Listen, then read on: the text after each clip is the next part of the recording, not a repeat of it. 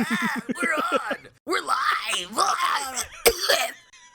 Fuck. Jesus Christ. Just gave myself fucking coronavirus with that I one. think an old cigarette just come out of your fucking mouth. Ooh, back from the dead after 10 years. I've been lying in wait. Eat the rich, but its death becomes her, and we're dead bodies that are just trying to stave off our death rattle. Oh, actually, that just reminded me. So I just found out, like, with the ongoing kind of uncertainty of what, the university life is going to possibly look like in the fall for me. There's like an app thing you have to get that my eyes kind of glaze over the second I read app, period. But I think it's some proprietary app thing within the school that's going to be like a symptoms checker of some kind. Yep. That you have to like use in order to like gain access to the buildings. It's basically like a way to, I guess, remotely and without any verification whatsoever, just get people to fill out a survey or whatever every time they try to enter one of the buildings or something. And I like thought about that. And I was like, you know what they should really just do? And I came up with a new product in my head, right? For a reopening, coronavirus new normal, right? It's an electronic thing like a Fitbit that goes around your wrist, right? And it beeps every 10 minutes, right? And it checks to see whether you're alive or dead. So if you're alive, it'll beep once. And if you're dead, it'll beep twice. And it just goes off every 10 minutes. And then that way you can know if you're alive or dead. If anybody else wants to join the Eat the Rich incubator, please DM the pod account. Any VCs out there, with some money, they want to get into a really good startup, hit me up. This is going to take off because we're literally going to put it on everyone. If you have the voice memo function on Twitter, send us your elevator pitch by adding us. Let's hear it. Let's hear your best. Yeah. I here are my qualifications, right, for technological solutions to a post coronavirus environment, right? Over-designed and feckless. So if you have an idea that is either of those things, preferably both, and it also Wi-Fi capable for some reason, it needs to also be able to connect to the 5G towers, which are causing the coronavirus, and we'll solve it. What you're describing though is actually absolutely a thing that a lot of companies are rolling out by doing these like remote temperature checks and stuff like that. And basically that's what it is. Like you wake up, you self-report your temperature, and then you get to go to work or whatever, right? Right. But a lot of them are also tied in directly with like their timekeeping system. Right. And thusly HR. So for instance, if you wake up in one morning and you report a temperature of like 101 or something, then you're not coming to work. They will start to automatically deduct that from your PTO. Right. So at a time where not just we're coming through this, a pandemic, like an actual medical pandemic, but also a global economic downturn and in America, a fucking depression, it creates this fucking weird incentive where if you are sick, you're just going to lie on it and come into work. Yeah. Because you can't afford to miss the pay. What if you've already used your sick time because your kid was sick earlier in the year or something like that, right. or your kid got coronavirus or something like that, and you had to be there to take care of them, and now you have to automatically take that pay cut or those furloughed wages because you can't work because you're sick?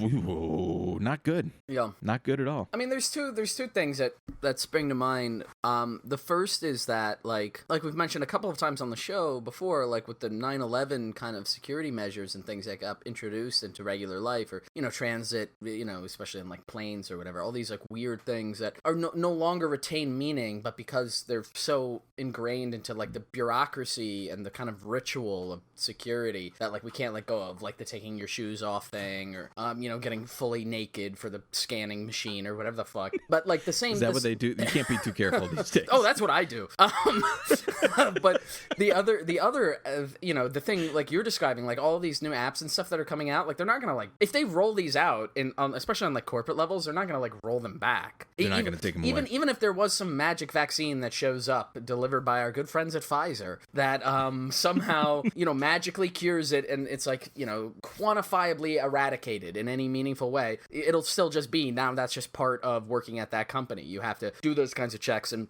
what that then makes me think of is like, in Silicon Valley, and a lot of like the sort of pioneer or self-styled pioneer tech companies, places like Google and Apple or whatever, that have those like campuses and stuff. For a long time, what they've been doing is like they would introduce these various different kinds of like fitness programs. So they would like give you like a Fitbit or some other kind of app thing, like a step counter thing, and it was all part of this usually like only like slightly coercive, like never directly coercive thing, but it's more about like be part of the company. Let's do like when I was at NYU, they had something like this, like, oh, we're all going to record our steps, and whichever campus wins the most, you get a prize of some invaluable, lacking value, meaning like some fucking right. Like, oh, you're the most healthy campus or whatever. The reason why they do that is because then they can aggregate all that data and they can use that to negotiate like company-wide like insurance policies, but also then individual ones. So like if you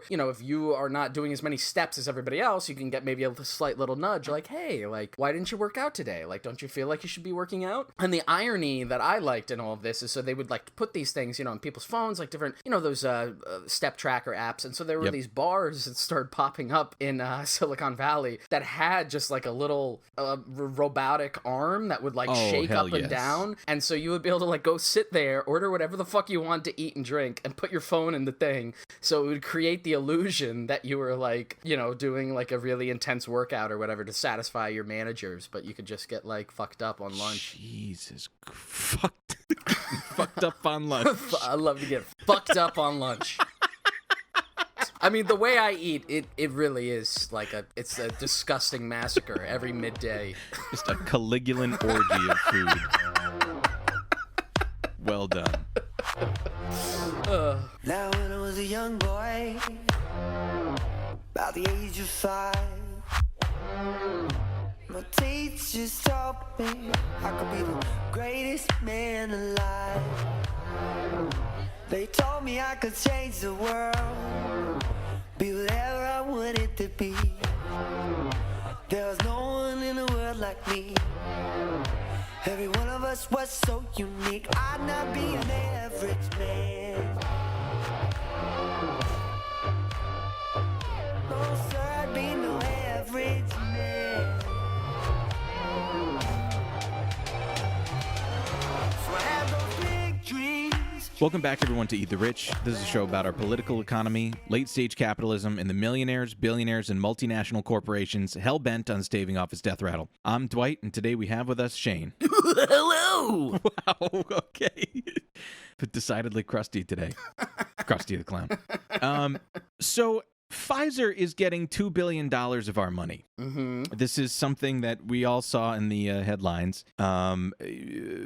Basically, they're getting $2 billion of our money in the hopes that by year's end, they're going to produce a coronavirus vaccine by year's end for at least a portion of the country. And so to give this a little context, we had Pfizer in our minds for a long time, actually, frankly, since the beginning of the show, and wanted to be able to get into it and explain kind of how these self-perpetuating leviathans work. Mm-hmm. I mean, frankly, we were talking about it beforehand. One of the ways that I think about this is very similar to the Lockheed Martin episode that we did. It's not like there's one individual that's perpetuating this thing. Mm-hmm. It's just this phalanx of this multi-headed hydra that is able to regenerate itself and continue to self-perpetuate. So, but of course, there's a bit of history to it and an important context in which it affects all of our lives, and most importantly, our pocketbooks and our ability to do things as a state. So just to put this into context, let's read from the New York Times. This came out a few days ago with the news. Pfizer gets $1.95 billion to produce coronavirus vaccine by year's end. Two pharmaceutical companies announced a nearly $2 billion contract for 600 million doses of a vaccine with the first 100 million promised before the end of the year. As nations around the world race to lock up coronavirus coronavirus vaccines even before they are ready. The Trump administration on Wednesday made one of the largest investments yet, announcing a nearly $2 billion contract with Pfizer and a German biotechnology company for 100 million doses by December. The contract is part of what the White House calls the Warp Speed Project, an effort to drastically shorten the time it would take to manufacture and distribute a working vaccine. So far, the United States has money put into more than half a dozen efforts, hoping to build manufacturing ability for an eventual breakthrough. And I just have to mention, what's interesting reading that is that the initiative's purpose is to drastically shorten the time it would take to manufacture and distribute a working vaccine, which is not the same as I thought what they were going to say is to drastically shorten the coronavirus in general, right. which, like we've seen, can be done effectively by social distancing and wearing masks. Obviously, none of that is beneficial for capital, because we have to be in the same places as other people to be able to work effectively, as profit driving as possible. But Shane, I'll kick it over to you now that we have that bit of a setup, and let's learn a little bit about Pfizer and their inception. Yeah, I mean, I think like you were just saying, Dwight, similar to the Lockheed Martin thing, this is not so much an episode where we're looking at like one particular evil individual, but more an institution, right? And then so how does that institution grow? Where did it come from? Why is it a fixture now? I mean, it's the world's largest drug manufacturer currently, so it begs the question of like how did it get to that position? And it's a quite old company. So it was started in 1849 in Williamsburg, Brooklyn, by two German immigrants, two cousins, Charles Pfizer and his cousin Charles Earhart. And so they had at first like an anti-parasitic drug or some kind of chemical. Pfizer, for a lot of its history, was more involved in chemicals than it was necessarily pharmaceuticals. Its big success came in the 1880s as a result of being able to produce citric acid. And interestingly, the reason why this was successful is around the same time that there began the popularization of soda drinks, like Coca-Cola and stuff. So they were producing basically these like sort of food additives or those kinds of chemicals for those popular products. Then fast forwarding a bit, there are two other major jumps, and the thing that kind of defined what the company came into. By the way, Pfizer died in the late 19th century.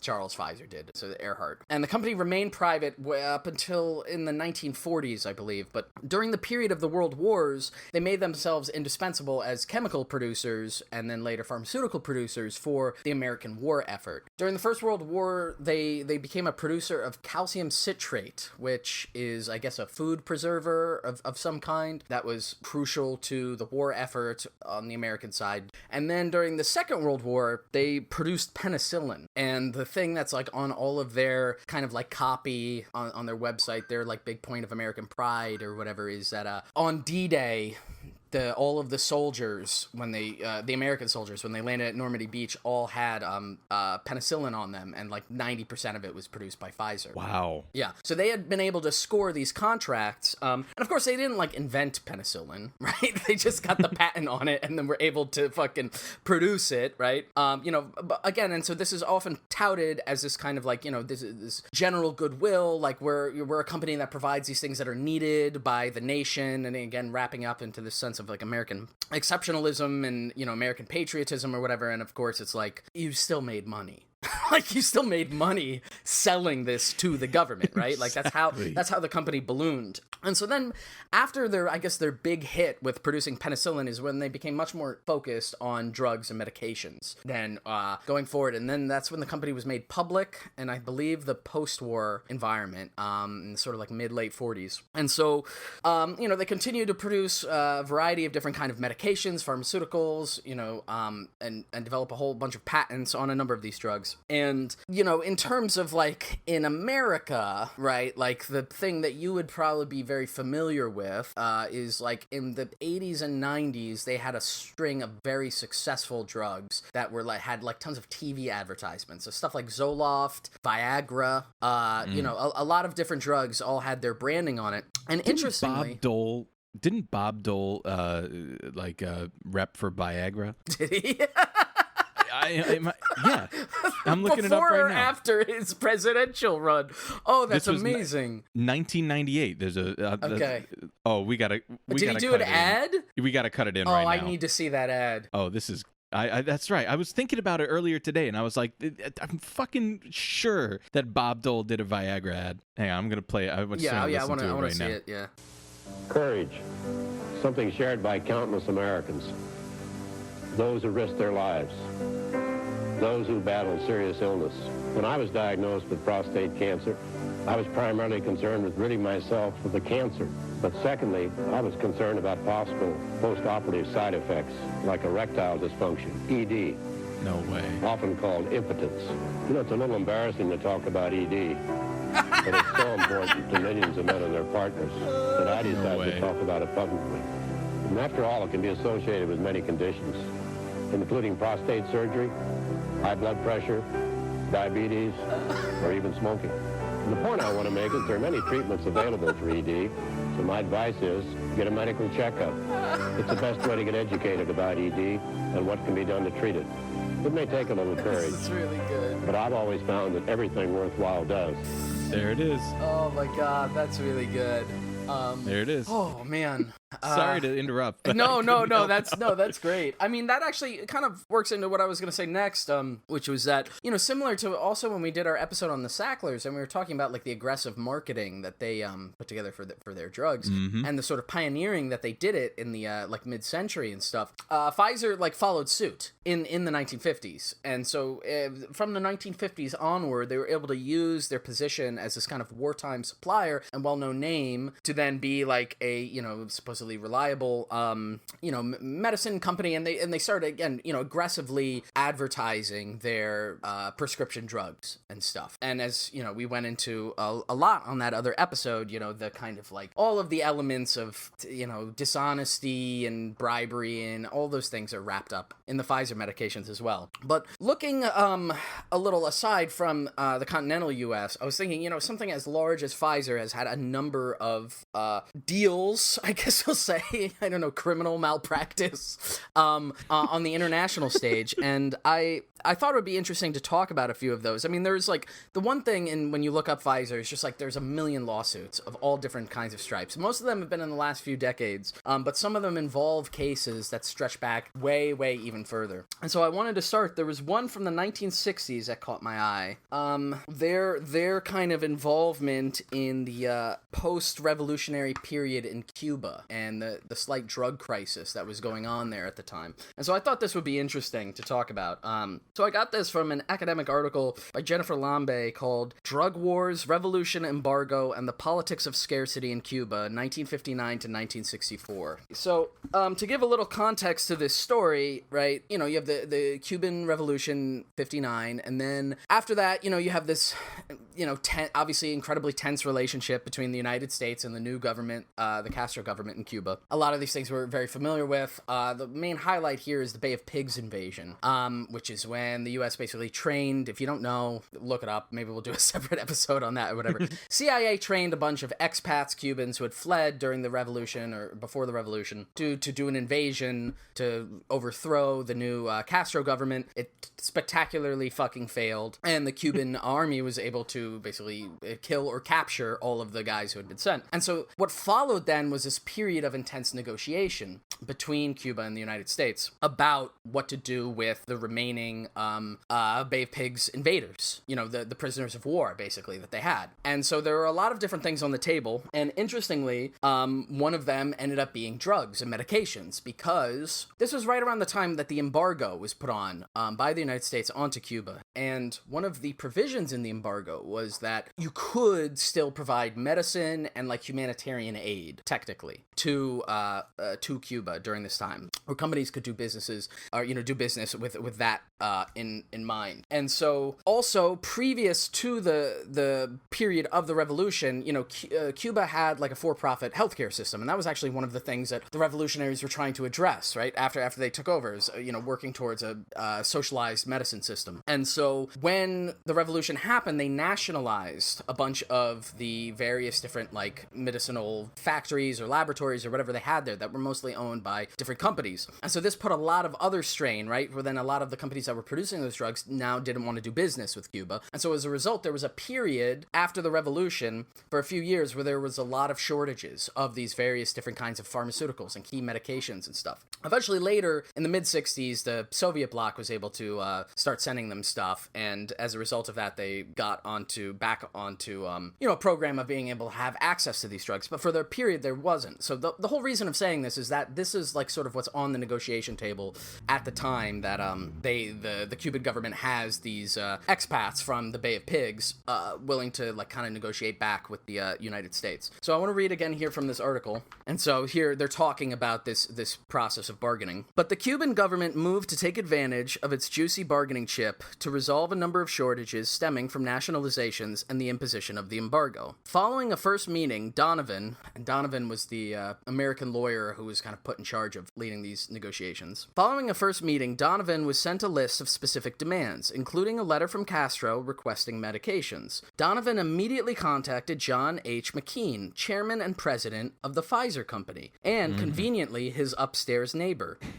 McKean expressed tentative willingness to send medication from, quote, unused inventories, but speculated that those quantities would not be sufficient. Donovan apparently received a more negative reaction from another friend, John T. Connor, president of Merck, Sharp, and Dome. According to one account, Connor was very reluctant to do anything that might aid President Kennedy, given the president's antitrust attacks on his company. Jesus. In response, Donovan touted the public relations boost that would accrue to Merck as a result of its participation. Connor thus agreed to the deal only if the Justice Department would promise not to prosecute the drug companies for trust activity as a result of their collaboration. He also requested a substantial tax deduction for Merck. Unbeknownst to the Cuban negotiators, however, the shift to drugs actually redounded to the financial benefit of those companies and the U.S. government. In emptying its inventories, Pfizer, for example, planned to unload, quote, outdated drugs on Cuba, many of them effective but also less, quote, clinically advanced. What? In addition, the wholesale price was being set for such drugs was actually the same as the sales price, since Pfizer maintained no networks of wholesale distribution. This amounted to substantial savings, not more than US $10 million, only 1/6 of the figures demanded for the indemnity. Castro, meanwhile, continued to expect that the sum total of medications would reach $60 million.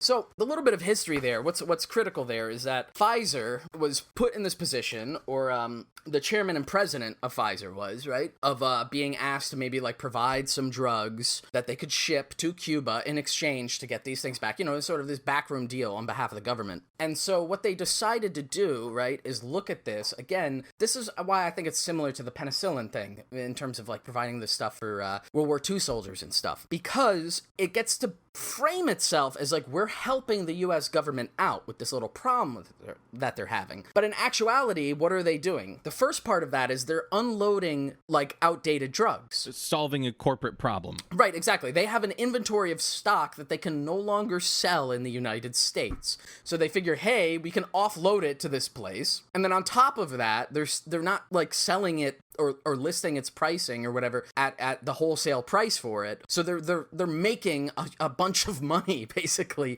from the government, more than they could, to basically sell a product that is not good, like a poor fucking a defective product that otherwise they'd just have to junk or get rid of in some way. And so when you're talking about selling a defective product, if it's like a fucking broken action figure, okay, whatever, it might not light up or whatever. If you're talking about a broken drug, like a bad drug, like a drug that might not be able to do the thing that it's supposed to do, or maybe it's going to have other effects, that's like a humanitarian problem. That's a really like fucked up thing to do. And so it's another way in which, these companies can participate in, this process of like neocolonialism, right? In terms of offloading your shitty whatever you have to, some country in the global south, or some country that's desperately in need. Because again, I don't want to spend too much time going on it, but like there was a crisis in Cuba where they needed these fucking drugs. And so that's what Pfizer decided to do in terms of handling it. If I could just piggyback on that. Please. If I'm not mistaken, this was an example after the Haitian earthquake in 2011. was it? And what a lot of these pharmaceutical companies did, or medical companies, or like, you know, logistics companies and such, they have, I guess, according to certain regulations, in order to receive some tax breaks, have, like, let's just call it like humanitarian mandates. Like, they have to give X amount of dollars in value to certain humanitarian things. And so a lot of the ways that they do this is by looking to when these large-scale humanitarian and natural disasters occur, and then dropping off, occasionally just like literally loading up all this expired shit that they have in their inventory, leaving it at the end of a runway, and then just piecing out. And then that is allowed to be used towards their tax write-offs. Right, exactly. I mean, it's all a scheme to make more money, and at the same time, you know, you can PR spin it in a particular way, like, hey, we're helping out the government, or hey, we're doing this humanitarian work, when in reality, it's not like they're putting their best products or their best people on the ground to, like, help in these situations. They're making them actively worse, or one can argue. And while that might be of some question in the particular case of Cuba, it's definitely the case in this next example I want to talk about, which is this little incident in the mid-90s in Nigeria. And so this is, I'm going to just read straight here. I'm not even going to give this the background. I think the part I'm going to read will do that well. This is from, I found this in a legal journal, and I'll just read the title, and it'll give you an immediate sense of where this is going. Pfizer's Epidemic, a need for international regulation of human experimentation in developing countries. Oh, God. This is by David M. Carr. God. So I'm going to read here just to kind of cut to the chase of what's going on here, and then we can talk about some of the implications that it has afterwards. So, in February of 1996, the World Health Organization posted on its website news of an outbreak of cerebrospinal meningitis in northern Nigeria, reporting over 3,000 cases and more than 400 deaths. By March, the number of cases reported counted 17,668, with 2,500 additional deaths, and thousands of reported cases were being added to the WHO's website on a weekly basis. This epidemic ultimately left more than 18,000 victims suffering from the disease and claimed more than 3,000 lives. After seeing the WHO reports, Pfizer came to Nigeria to test the experimental drug Trovan, which had never been tested on children. Pfizer set up research headquarters next to an existing Doctors Without Borders, DWB, facility, using some of DWB's bed space and part of DWB's treatment center in order to speed up the experimental trial process. Pfizer researchers also hired out many of the physicians and medical assistants who were previously working with DWB and the local hospital in Kano to help translate and facilitate patient care. The Pfizer doctors were not prepared for a city of more than 2 million people ravaged by pollution, disease, and death. With only 2 weeks in Kano, researchers treated just under 200 children for spinal meningitis, with half the children using either an oral or an intravenous form of Trovan. The remaining half were treated with the antibiotic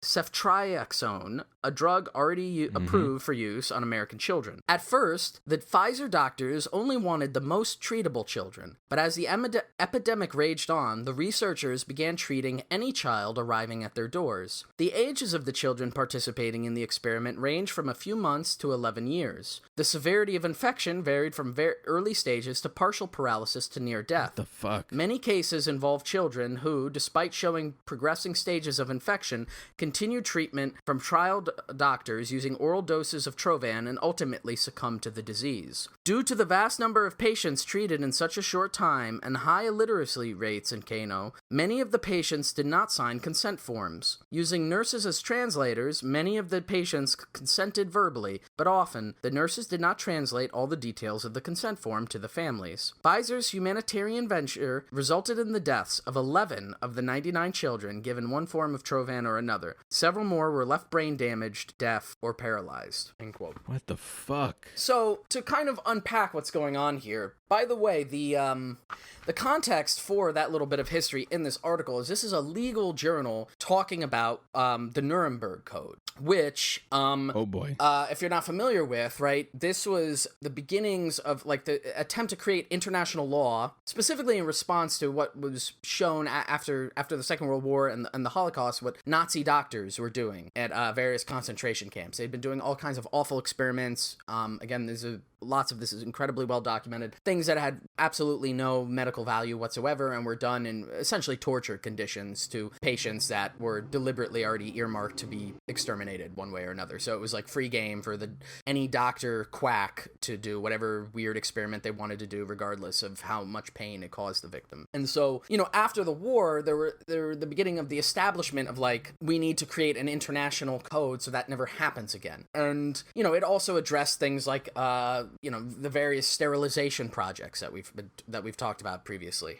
And those are things that have also come up as being things that violate this code. But basically, the idea now is that if you're going to do medical clinical trials, or if you're going to do any kind of research whatsoever in an academic or a medical way, you need to get certain levels of consent. Specifically, it's this thing called informed consent, where the person really has to know what's going on before they sign on to doing this. And if you can't do that, then it's not considered a valid medical experiment. Now, this creates problems when you have, let's say, like experimental drugs that might kill you. Because if you tell somebody that I have an experimental drug that might kill you, do you want to be in this experiment? They're probably going to say no. So the way you get around it, or at least in Pfizer's case, is, you go to desperate people. You go to desperate people who don't speak English, that I can't really communicate with anyway, who are probably extremely poor or extremely sick in developing third world countries or in the global south, whatever you want to call it. And you basically exploit them. Now, again, you can frame this, right, as they did, as a humanitarian venture, right? Like you can say, like, hey, we're going to go out, we're going to provide help. But at the end of the day, what happens? Pfizer leaves, and they have now a boatload of research on their drugs. Their drugs that they couldn't get the clinical trials for, like, let's say, in the United States. And what happens? 12 people die, or 11 kids die, and many of them, others, are long-term permanent conditions, right? Now, this one just jumped out to me because it's like, it involved children, and, which is particularly horrific, but there are like tons of cases of this with Pfizer and all kinds of other companies, by the way. But just because we're on the topic of Pfizer, right? Again, it's like, in the same way with Cuba, right? It's like looking at these different places in the world that are in these desperate situations and figuring out, like, how can we take advantage of this? Not how can we help them? How can we actually do something that might be productive and good? But how can we take advantage of this? Hey, we got this drug on the back burner for that particular thing that they've got going on over there. Maybe we can go over and just start fucking giving it to kids without really telling them what it is. And if a couple of them die, it's no big deal. Now we know how to improve the drug, or what chemical process. We have all this data. And it's just, on the base level, right? It's so fucking unethical to do this, even if it wasn't a life or death situation. It's incredibly unethical to do this in any kind of medical situation, right? Like, that's why you're supposed to have, like, informed consent, or like that kind of relationship with your medical provider, right? Where, like, they're not going to reveal certain details, or they're going to be very upfront with whatever they give you. And so the fact that, like, you could take a look again at some place, it's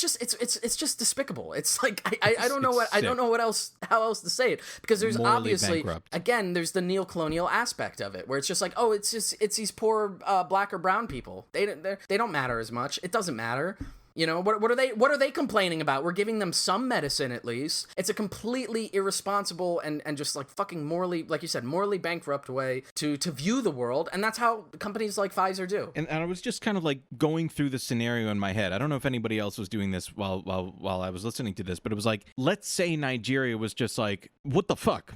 Like, America, you've got one of your companies coming into our country and just brutalizing people, just treating them like animals, like completely devaluing human life and killing children. The point of American empire is to be able to be like, so do you want us to stop buying oil? Right. Do you want us to take away, do you want us to levy an embargo against you, or worse, a tariff? What are you going to do then? Exactly. I mean, by the way, I do believe there were some lawsuits that ended up being, I think they were like, approached from the families of people, rather than the government to government or whatever to Pfizer. I didn't read enough to see what the results of those lawsuits were, but I think, like, when you're talking about, like, the economic consequences that, like, American empire can leverage on a world stage, that, what that makes me think of, especially in this case, is, right, like, when we think about colonialism or neocolonialism, right, capitalist-driven imperialist policies of the United States, or just in general the global north to the global south, right, we think about these things like resources. Like, we do them obviously for, like, raw material, and we also do them for, like, human resources in the sense of, like, labor, right? We illegally offload, dangerous manufacturing plants or, places where they don't have the labor laws or, like things, chemicals and things like that to places where you can't get the same permits or it's cheaper to do it, because, hey, we're not going to get sued if we have a giant spill here or whatever. But now on top of it, right, what you're talking about, like a fucking pharmaceutical company, they're literally like using people in other countries as expendable resources for the pursuit of creating a product that then ultimately they have the goal of selling in the United States. Like, that's the whole point. The point of accomplishing that research, right, is not even, can we make a better life-saving drug? The point is, can we make a drug that then we can profit off of in the United States? That's the end goal for them. And again, to view just children like that, just because they happen to live somewhere else in the world or they live in, impoverished conditions or whatever it is, as expendable in that process is like, again, it's sickening. Yep. And it shows like the kind of weird facelessness of how these companies deal, with these people. And again, the case that we're talking about here, relatively small scale to maybe some of the other things that we've talked about on the show, a small trial group of, a few hundred kids, but still it's like that shit happens all the time, that aggregates in scale to then they can just get away with it. And this is just one of the cases that we know about, I think in part because of the lawsuit that then followed as a result. And it's not only too that they fucking go in there, and it's not like, again, the part of detail in there that I found interesting, it's not like they just go there and they're like, we're gonna bring a Pfizer medical team or whatever. They literally leech off of the existing like nonprofit like charity organization that's there to help people. They Right. pilfer off the fucking labor of the people who are there to take advantage of the fact of like, hey, we don't speak the local language, or hey, we don't know, hey, can we use your tents, hey, can we use your lab, whatever.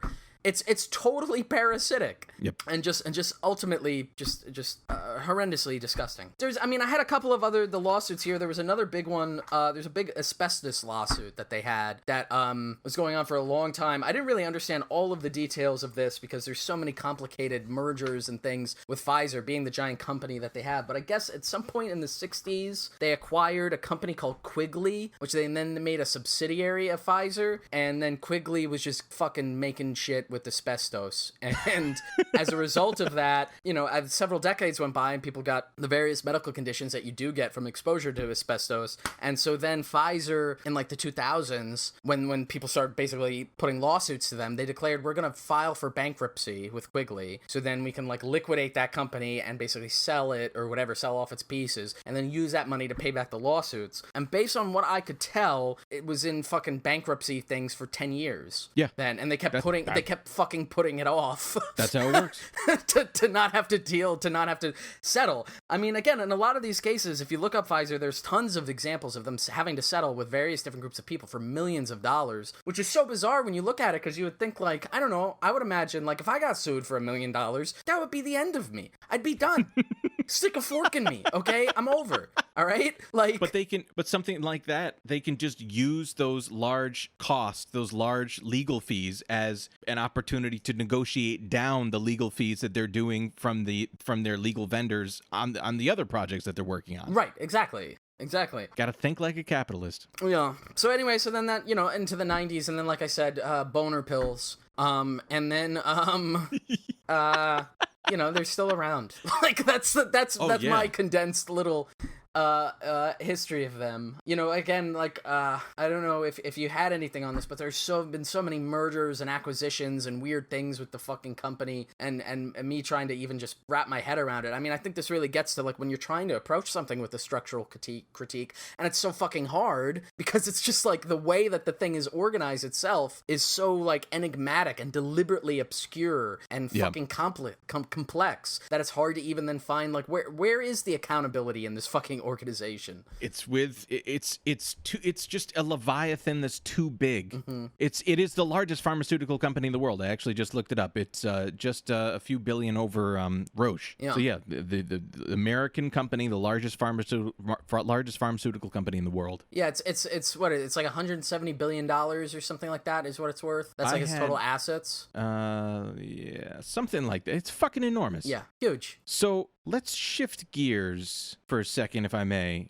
You mentioned something earlier on when you started about like, the amount of cost that it creates to the American public. And I found this to be interesting. I found this from a website called goodjobsfirst.org, and they have something here called a violation tracker. And they have basically penalties totaled up since the year 2000. And the penalties that the publicly traded company Pfizer has accrued since the year 2000 has been $4.7 billion. Healthcare related offenses, government contracting related offenses, safety related offenses, competition related offenses, and environmental related offenses. And just in case you were curious, the top 5 primary offense types were off-label or unapproved promotion of medical products. That was the largest. False Claims Act and related. That was the second largest. Drug or medical equipment safety violations. Foreign Corrupt Practices Act. And kickbacks and bribery are the top 5 offenses that Pfizer Corporation, the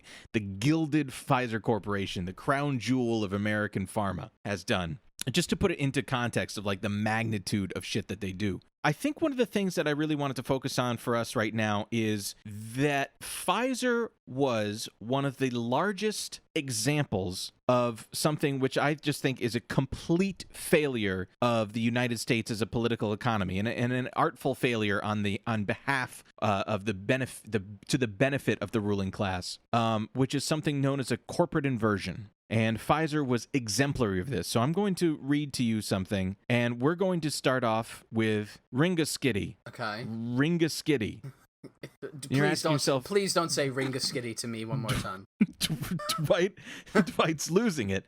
Ringaskiddy, Ireland, is a town in the south of Ireland in County Cork, I believe. And it's going to take us there. And there's a reason that we're going to Ireland, and I'm going to explain that once we learn about this in the article here. So there's an article here from Reuters in 2015 called "How Pfizer Has Shifted U.S. Profits Overseas for Years." Out of Ringaskiddy, Ireland, and please somebody DM me if I'm saying that incorrectly. Drug maker Pfizer's plans to take over Allergan have faced a political backlash in the United States over fears a deal would lead the company to shifting its headquarters and taxable profits to Ireland. Why Ireland? However, a Reuters examination of corporate filings in Europe, patent databases, and other information shows the company has, for a decade, been shifting profits generated by American scientists and patients overseas to a subsidiary based in the rolling hills of County Cork. Pfizer and Allergan are in talks to create the world's biggest drug company by market value, and analysts expect a deal would likely involve Pfizer inverting or reversing into a smaller Irish-registered Allergan.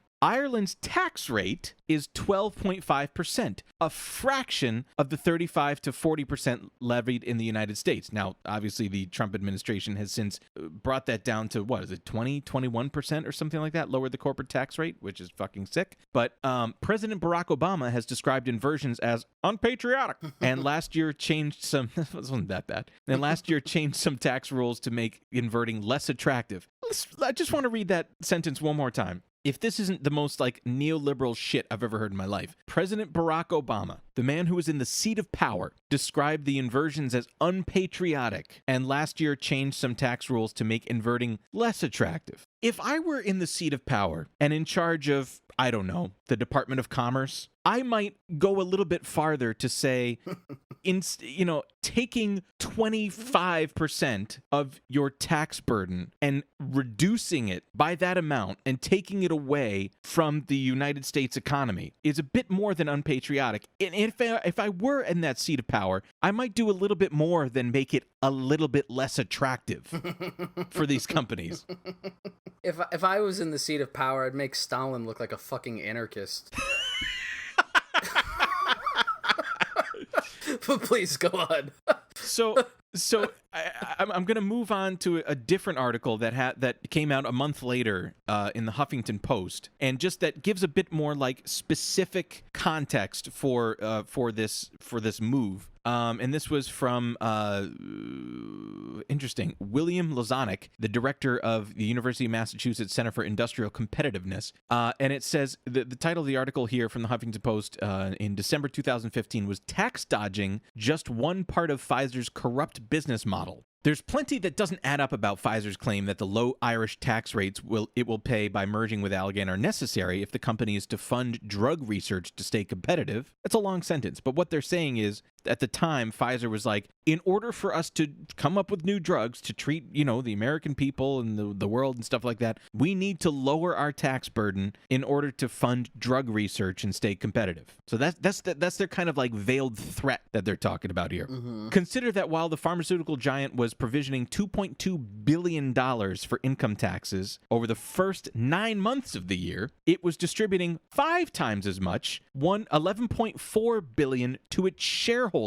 And that's in the form of $6.2 billion in stock buybacks and $5.2 billion in dividends. And if you're not familiar what a dividend is, it just literally means, hey, here, have this for being an owner of the company. You just get money. That was 159% of its profits over these last 3 quarters. And for Pfizer, such mind-numbing distributions to shareholders are nothing new. The company has been piling stock buybacks on top of dividends since 1985. And just so you understand, what a stock buyback is the company is using profits to just buy back the shares that are publicly owned. So, for instance, if you are a majority shareholder, let's just say, for instance, you sit on the board. You're just like, oh, I'm going to just get a bunch of cash for selling the stock for the company that I'm on the board for. Mm-hmm. I'm just going to get an enormous amount of money for. And it gives the company an enormous amount of leverage, too. To put that into context, how much have they done? From January 2000 through September 2015, Pfizer paid out $95.5 billion in stock buybacks and $87.1 billion in dividends, representing 117% of its net income. Meanwhile, it booked only $37.1 billion in corporate income taxes to the IRS. Let's just work with those numbers for a second. First off, we're talking what, like $170 billion in windfall there. Those couldn't have been used to do the drug research that is so important that they're saying that they can't do unless they do a corporate inversion. And moreover, if we take that $37.1 billion and we just do the corporate tax rate of the United States at the time, blah, blah, blah, 25%. I'm sorry, it was 35%, and then subtract that from the 12.5, that leaves a 22.5% spread that they're theoretically going to be saving. So they are going to fucking carry the 2. How do you do this? Hang on. You got this. I'm not dumb. I swear I'm not dumb. You got this. They're going to save like $29 billion by doing that, is what they're saying. And what they do with that money? Probably give it back to their shareholders in the form of buybacks and dividends. Mm-hmm. Mm-hmm. In a Wall Street Journal article in October, to forestall the public criticism of the corporate flight that was bound to come with the upcoming Pfizer-Allergan merger announcement, Pfizer CEO Ian Reid moaned that the U.S. tax bill puts the company at a, quote, tremendous disadvantage in global competition. We're fighting, he said in the interview, with one hand tied behind their back. When one looks at Pfizer's gargantuan distributions to shareholders, however, it is obvious that if Reid can't use both of his hands to secure innovation finance, it is not Uncle Sam who tied the knot. So I'll stop here to say, I think we've made our point, is that the disingenuous, what's the fucking noun of that? Disingenuity? Again, not a smart man sitting in front of you. He lies. Anyway, they lie. That's all you have to bark at them. God, can we please play the what was that congressman that yelled at Obama? It's not true. What they're doing is it's stealing money from you. Yes. They're stealing money from you. There's no other way to say it. They are enriching their shareholders. And from what we've learned, and what we're going to talk about in a minute, historically, with a lot of aid from the U.S. government, the government has an extremely cozy relationship with Pfizer. But they're stealing that money away from you. Because if that money in corporate income taxes were to go to the government to the tune of whatever that is, fucking, $30 billion, How many Flint, Michigans is that? Like how many high-speed rail is that? How many Army Corps of Engineers that are there to work on dams that don't explode and then flood half of Michigan? What about the fucking money we're giving them now to do the vaccine? Yes, Why shouldn't they yes. just fucking do it for free then? Exactly. Yeah, do it for free. Do it for free or we'll liquidate your company. Exactly. Again, if I was in the seat of power, a different method. But yes. Sorry, please continue. So now, I mean, look, I don't even know. I mean, just in interest of time, as we discussed in that in the ledger of all of those things that they were doing that was corrupt. I mean, there's all sorts of shit they were using here. They were using their own foundation's allocation of money to help patients pay their Medicaid copays so that they could then get the recuperation Jesus from Christ, Medicaid. dude. Oh, dude, Jesus it's like there's too much to even go through in one episode. Maybe we'll do like a special like Patreon thing or something where we go through some of the individual things. But one thing that I've been dying to do on Eat the Rich is to go through the board of directors of a company. And there's some that have a little bit more attention that we can put to for others, but let's just open it up, Shane, and I'm just going to throw these out there and we're going to talk about them. Yeah, let me hear them. So here's one. Sue Desmond Hellman. She was, I think until very recently, like this year, she was the CEO of the Bill and Melinda Gates Foundation. Again, a company who is constantly working with the U.S. government to try to figure out what vaccines, pharmaceutical enhancement in the global South and in other places, doing a lot of work in Africa. Where is the capital interest there? Where's the ruling class's interest there? Is to create these kind of like futuristic solutions using companies that they all have shares in. This is a really interesting one. Of course, we talk a lot about like the revolving door between industry and regulation in the United States. You know, a lot of people that were in an industry, part of the executive team of a particular industry might go back and work into the regulatory body. In this case, it was actually pretty fucking explicit. Scott Gottlieb was the FDA commissioner for Trump until last year. He is on the board, and you'll love this. God fucking damn it! I know. God fucking damn it! I know. So the guy that was his own, just to be clear, the guy that was Trump's own FDA commissioner is on the board of the company that just got awarded a $2 billion contract with the United States government. This was interesting. In 2016, because we've talked about EpiPen before with in one of our first episodes with, I think the second one where we were talking about Mylan Pharmaceuticals and Joe Manchin's daughter. Yeah. Who was the CEO of Mylan, which was funny because she was like, hey, I have got a plan to like double company profits. And as you pointed out, Shane, you were just like, let's just charge more for a drug. Yeah. So Scott Gottlieb here. This is an interesting point. In 2016, Gottlieb testified before committees of the U.S. House and the Senate on issues related to the FDA regulation of drug prices. During congressional investigations on the rise of the price of EpiPen, Gottlieb presented testimony arguing that generic drug companies set prices according to market demand. And I'm pretty sure by market demand, he means people that will or won't die from an asthma attack. Right, exactly. or histamine reaction. There's a big market demand right now for a cure to the coronavirus. That's for fucking sure. It's just like, well, Mr. Bond, here's the antidote of the poison you just drank. yeah, exactly, yes.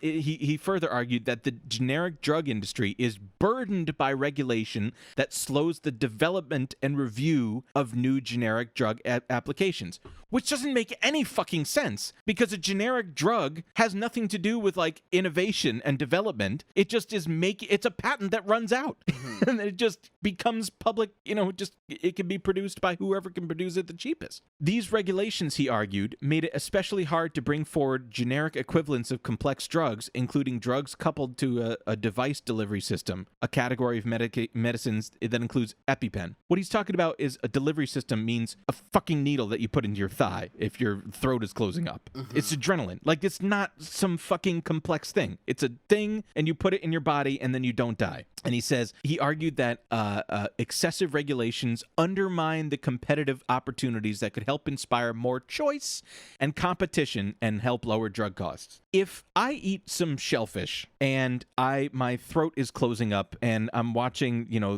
my horrified spouse across the table in front of me at the restaurant face get darker and darker as my vision goes because I'm asphyxiating. Choice and competition is not one of those things that I'm particularly interested in. I just want to live. Actually, one thing that you really haven't considered is that every time you eat some shellfish and you start to have that allergic reaction, market demand goes up. That's economics. That's economics 101, baby. Profit equals money. This was really interesting. This guy, Scott Gottlieb, was on Trump's presidential campaign and a member of the transition team. And he was previously, before that, he advised the 2016 presidential campaign of Wisconsin Governor Scott Walker. Oh, very nice. Very nice. What was funny, of course, is that, a position like this needs to be approved by the Senate when he goes to be FDA commissioner. He was nominated in March 2017. In advance of confirmation, he expressed his intention to recuse himself for 1 year of any agency decisions involving about 20 healthcare companies he's worked with.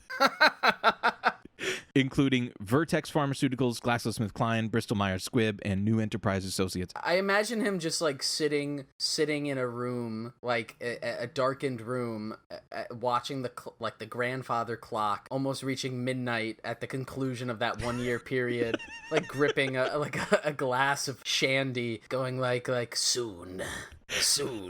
And he's like waiting for his fucking phone to blow up. Like, come on. I was thinking more of it as he was like George Costanza, where he gets that desk job where he's just sitting in a room killing time from 9 to 5 because he can't possibly do anything because we live under an oligopoly. So like all the shit that we need to do involves companies that he's worked with.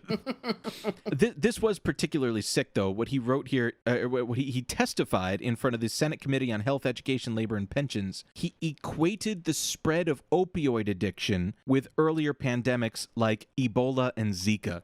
Sick. Again, completely obfuscating from the fact of, as we covered in the Sackler episode, the pharmaceutical company's hand in advancing the opioid crisis. And this last part about him, I just thought was particularly sick. Again, to talk about like the interconnectedness of capital and just like it's hard enough to have one job, let alone to have the amount of things that he has on his plate. In April 2020, so this is just a few months ago, Gottlieb joined Maryland Governor Larry Hogan's COVID-19 response team. He's also advising Massachusetts Governor Charlie Baker, and he's serving as a member on the Reopen Connecticut Advisory Group. So again, his class interests are those with the ruling class, right? He's on the board of the largest pharmaceutical company, whatever. And it is in his class interests to reopen the states as quickly as possible to get us back to work to create more shareholder value for his fucking country club friends or whatever. And I recommend not finding him on Twitter at Scott Gottlieb MD. He's got like 400,000 followers, dude. Anyway, so that was a lot on him. Just going through a few things. Susan Hockfield, another board member, she was the president of MIT. Okay. This was interesting here. James Kiltz, he was the CEO of Gillette, and he negotiated Gillette's sale to Procter & Gamble to the tune of a personal benefit for negotiating that of $165 million. Nothing makes you say, hey, let's push towards monopoly like $165 million in windfall. It should not surprise you that he is, as of 2005, a member of the board of directors of the New York Times, as well as a board member of the Cato Institute, because, nothing says libertarian like $2 billion government contracts.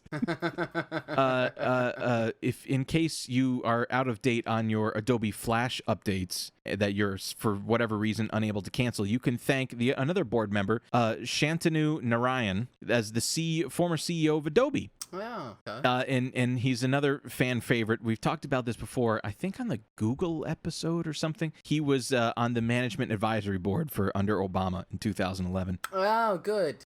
This one is actually my favorite. I have two more after this, but this is my favorite of all of them. Suzanne Nora Johnson. She was the vice chair of Goldman Sachs. And pay attention to the timing of this, please. In July 2008, she was appointed to the board of AIG. Cool. It's fine. It's fine.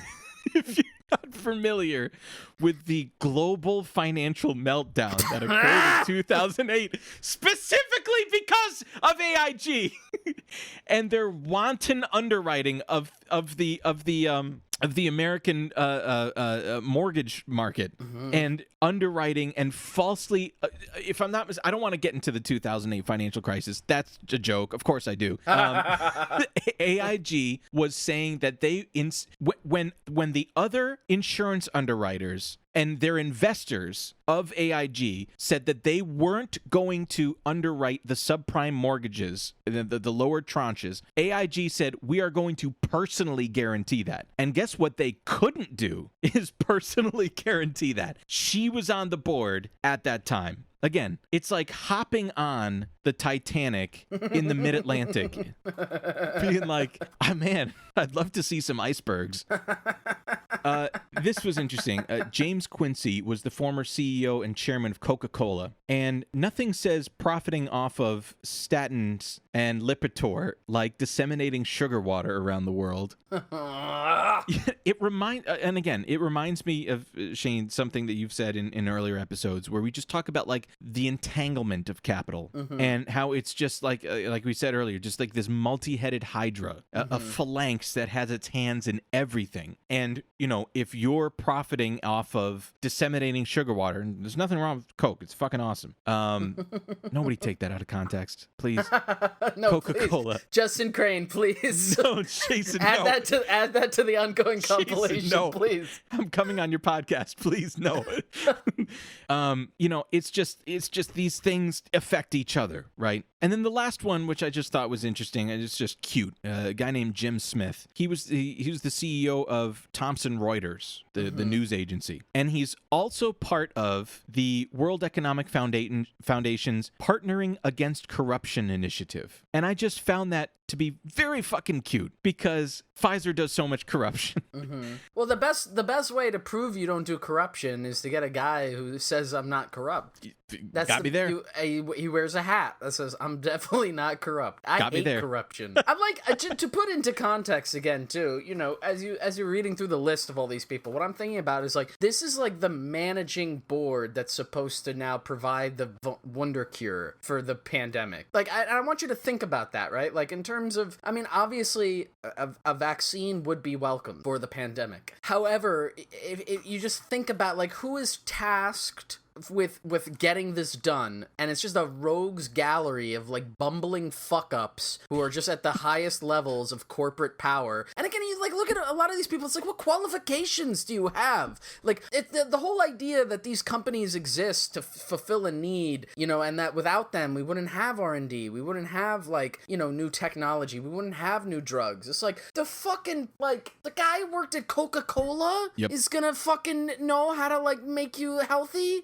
What is the idea here? That these are not people who do any, these are not the people who are like, you know, whatever, the members of the scientific and medical community who are able to coordinate and figure out, like, those people already told us what the fuck to do, and we just sailed right past those fucking people, and instead now we're turning to this, like, fucking den of vipers of people and throwing money at them saying, please save us in your graces. Again, their interests as members of the ruling class, as majority shareholders of this company, are in line with the rest of their class, which desperately needs us to go to work to create more profits for them. The fucking music stops without us. And now that we've surpassed, what, like 4 million infections of COVID in the United States, of course they're going to, you know, put fucking all of their the eye of Sauron onto this cure or this vaccine. Of course they're going to do that. I just think it's so funny, and I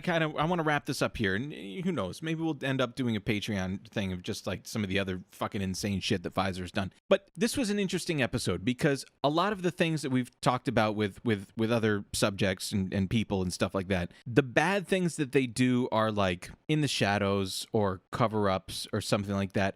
But in the case of Pfizer, the bad things that they do are completely within the realm of legality, right? And playbook playbook, the general playbook of capitalist business. And to show you, I think what was really important is that we had, Barack Obama was probably the most liberal president that we've had in many decades. And what he did to stop this, was nothing, right? He made a lesser incentive to do a corporate inversion and take billions of dollars of owed taxes away from us. What's also funny about this is that, like, Nikki Haley actually tweeted something like, if we get this vaccine, it will be because of capitalism. Mm-hmm. And yet it's literally not. It's literally our money that's being taken away from the things that we would otherwise need to use that for and being given to a private corporation, publicly traded, whatever, but a private enterprise in order to do it. And the same corporation, like you pointed out, Shane, that has skirted bazillions in taxes and has given that money as windfall to their largest shareholders as stock buybacks and dividends. A hearty fuck you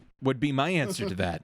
A hearty, that's our fucking money, dude. Yeah. It's also our medications and stuff that should just be collectively fucking owned, The idea that they're all held behind some insane paywall in this fucking Byzantine healthcare system where it's totally ever unclear what's going to be available and when and what provider you have and where you can go and what you can get medicated and stuff and how much it's going to cost. So it's just it's a nightmare. This is what antitrust should be. At the least, this is what antitrust should be about, to break up these things, of course, and disallow them from amassing this amount of power and influence. You gotta break them up. Time to bust up Pfizer. I'm ready for it, man. Oh, Bernie. Bernie. Oh, well. Oh, well. Nevertheless. There's always next year. I just wanted to close this episode with a little bit of remembrance for a comrade that we lost earlier this week, Michael Brooks. He was the creator and star of the titular Michael Brooks show, and somebody who was a great influence to me, especially in him in my understanding of something that he really purveyed, which was how the struggle for the working class is very much global, is very much international. I think his work with Lula from Brazil was instrumental of that. In fact, Lula was tweeting about him. Michael Brooks was not just somebody that was very intellectually curious, but also somebody that was a true class act. I was fortunate enough to meet him once, and he was just an absolute angel and very generous with his thoughts and time, and even kind of, saying like, hey, man, reach out if you have any questions, anything like that. He was extremely magnanimous and gregarious in his own right. So I just wanted to take a moment to remember him and understand that his contributions to our movement and our understanding of the world around us was indispensable. And I'm going to miss him very much, and wanted to take this time to bring your attention to him. If you don't happen to be familiar of him, there's an enormous amount of resources and work that he has left in his wake, and I just wish for him to rest in power, and to use his phrase, most importantly, left his best. So thank you to Michael Brooks, and stay cool, folks. Stay cool, everybody. Arise, ye workers, from your slumbers. Arise, ye prisoners of want. For reason and revolt now thunders, and at last ends the age of cant.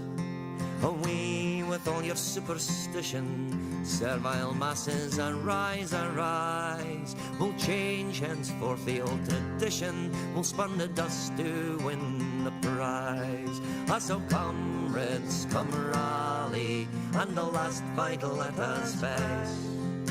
The Internationale unites the human race. So comrades, come rally, and the last fight let us face. The Internationale unites the human race.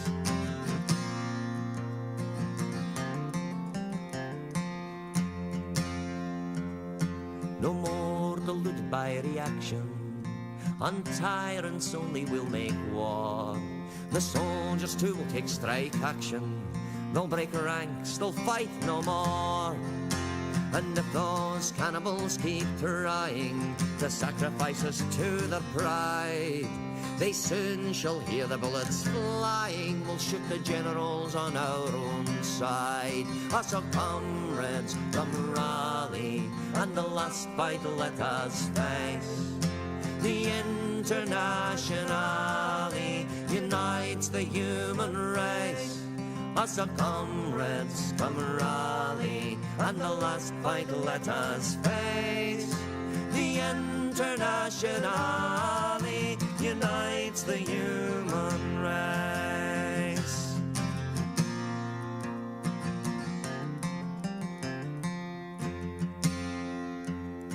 No Saviour from on high delivers, no faith have we in Prince or Peer. Our own right hand the chains must shiver, chains of hatred, greed and fear. Ere the thieves will out with their booty and give to all a happier lot. Each at the forge must do their duty and will strike while the iron is hot. As our comrades come rally, and the last fight let us face. The Internationale unites the human race.